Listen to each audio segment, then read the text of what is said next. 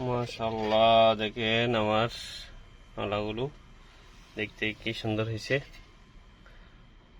ও দেখেন, মাশাআল্লাহ।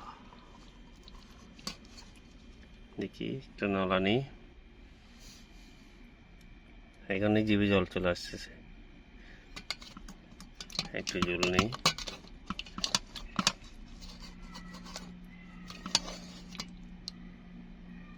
দেখেন চুলগুলো কেমন হয়েছে।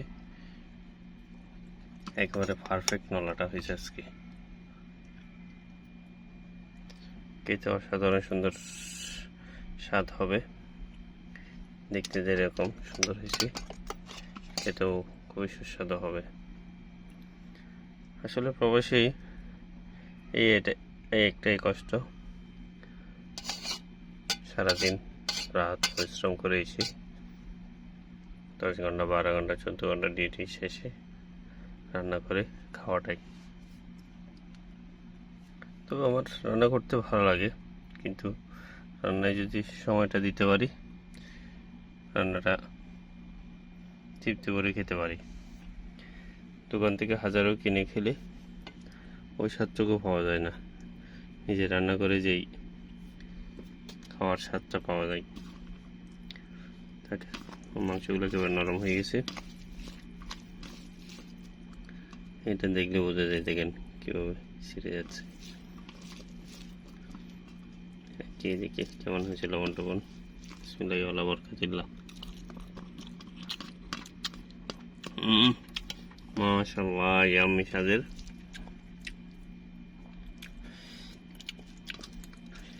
অনেকদিন পর নলা দিয়ে ভাত খাচ্ছি।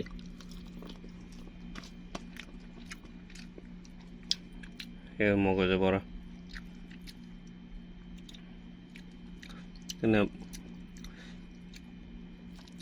আরবিরা খাই যেগুলো, এগুলোতে এমনি রান্না করা হয়, কিন্তু জুল টুল কম দেয়, যার কারণে এই নলার মগজটা স্বাদটা পাওয়া যায় না। এটা শুকনা শুকনা থাকে। বিরিয়ানির সাথে খায় ওরা বেশি, এরকম করে খায় না।